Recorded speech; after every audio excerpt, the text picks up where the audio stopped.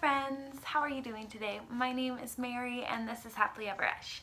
Today I am filming the Finally Fall book tag. I will link the creator Tall Tales down in the description box below. And I was tagged by Books Beauty Life, and I will put her channel up here and down below. Thank you so much for tagging me.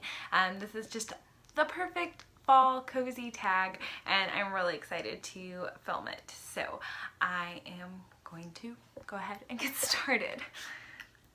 Question number 1. In fall, the air is crisp and clear. Name a book with a vivid setting.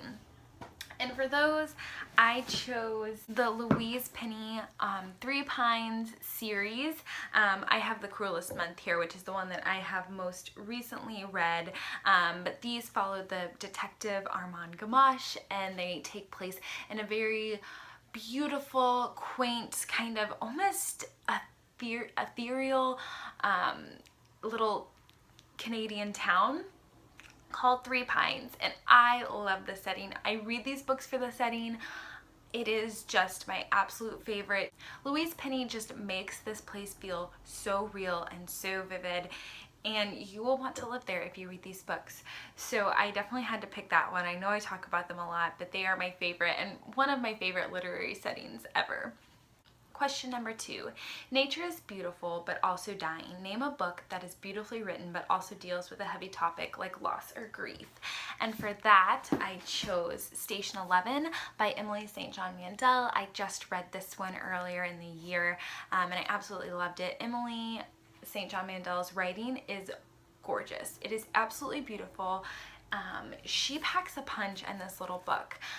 This book deals with a great flu epidemic that has killed like 99% of the world's population. And if that wasn't a bleak enough topic, she also deals with people's relationships, with kind of the dissolving of people's relationships, whether that's family ties, whether that's a marriage. So she examines that. She examines what it's like to lose people. She examines what it's like to grieve your life, and then in a lot of cases to grieve your life when you don't really know what you're grieving. She just deals with so many really important topics in here, and then not only is it an apocalyptic setting, so there's all those questions of mortality and what we're doing to the earth and just kind of the fleetingness of it all. So it's very bleak, but it's so beautifully written. She just pulls you through with her storyline, and it is bleak, but I love the little seeds of hope she gives you in this story. So tons of people rave about it, and it is absolutely deserved because it is so beautiful. So you should read this if you haven't. Question number 3. Fall is back to school season. Share a nonfiction book that taught you something new. And for this one, I chose Behind the Beautiful Forevers, Death and Hope in a Mumbai Undercity.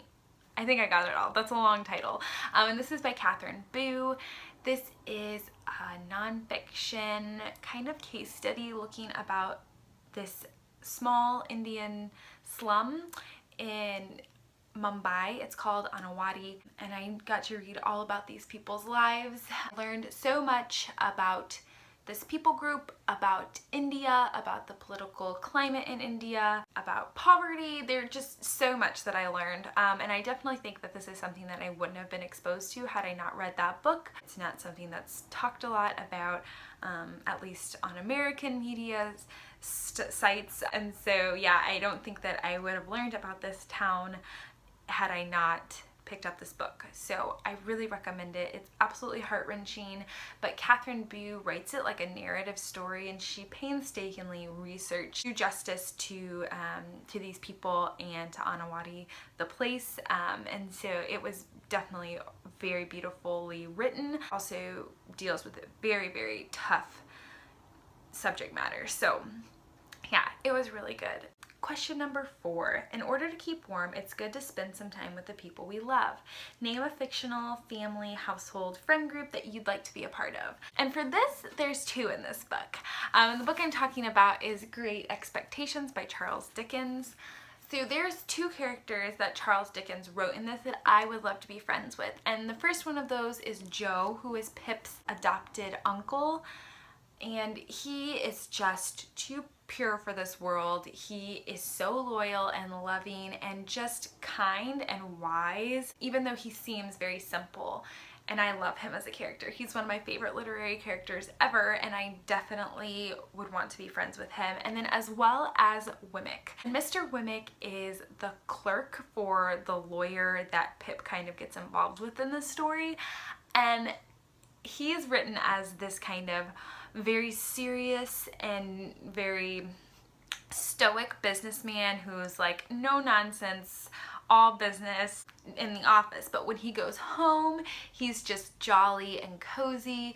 He has built his like castle home, so his like dream castle home that he protects with all sorts of, you know, different kind of armory type things that he protects his home with. And he has a parent that he loves, and he's just so sweet outside of work. And it's definitely Charles Dickens playing with that idea of, you know, you have your work self and your home self, and those should be kept separate. But Mr. Wemmick, like home Wemmick, is just great. I love him, and so I definitely want to be his friends. So I think Charles Dickens spins characters so well, and those are two that I would definitely want in my friend group.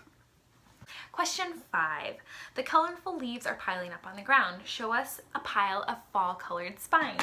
This is so fun. I loved this, and I love seeing everyone's. I actually have a lot more orange and red books on my shelf than I had originally thought I would. Oh, I'm trying to get my spine. So here it is. Isn't it beautiful? I'll show you the books. I have We Need New Names by Noviolet Bulawayo. There's her name. And then I have The Revised Fundamentals of Caregiving by Jonathan Eveson. Of Mice and Men by Mr. Steinbeck.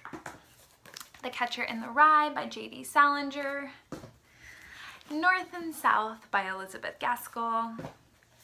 Sula by Toni Morrison. I'm going to read this year. I'm going to do it. Homegoing by Ya Gassi. The very large Penguin Book of Canadian Short Stories. And then this beautiful spine is The Year of the Runaways by Sunjeev Sahota. So those are all my fallish books. Question 6. Fall is the perfect time for some storytelling by the fireside. Share a book wherein someone is telling a story. And for that, I picked the epic fantasy The Name of the Wind by Patrick Rothfuss. And in this, our main character, Kvothe, is telling his story to a scribe who is writing it down. So, I mean, it's his story that he's telling, but the whole book is him telling a story. So this was the first thing that came to mind when I read that question, and I love that Kvothe tells his story in this. I think that adds just a whole nother dimension. And so yeah, this is a really good story within a story. Question 7. The nights are getting darker. Share a dark and creepy read. And for that, I picked The Lottery by Shirley Jackson. It has been years since I read this story, and it still haunts me. It is so creepy, and if you have not been spoiled for this, go pick it up and be forewarned. You will be totally creeped out, but go pick it up. I don't even want to give 1 ounce of what the story is about, because I think Shirley Jackson is just the queen of that twist, but whew, that book. And then watch the movie. Equally as creepy. Question number 8. The days are getting colder. Name a short, heartwarming read that could warm up anybody's cold and rainy day. I had a hard time coming up with that, but when I was taking a look at my shelves, I decided to go with The Persian Pickle Club by Sandra Dallas. Now this is definitely a mystery, and there's some darker themes in this, but just the friendship that shines through and just the love that this group of women have for one another, I think make it very heartwarming and cozy. Plus it would be a good rainy day kind of dreary read, because there are some more dreary things in it, but in the end it's a very heartwarming story, and you will fall in love with the characters and just their love for one another. And then also for this question, I'd like to put something that I would like to read this season, and that's I'd rather be reading A Library of Art for Book Lovers, and I think that this would warm anyone's cold and dreary day. It is well, I say anyone who loves to read or loves books, cold and dreary day. This has pictures and bookish art in here, and then essays about people who'd rather be reading, and that just sounds so heartwarming and cozy to me. So this was one I want to pick up for that question. Fall, luckily it's my favorite season, returns every year. Name an old favorite that you'd like to return to soon.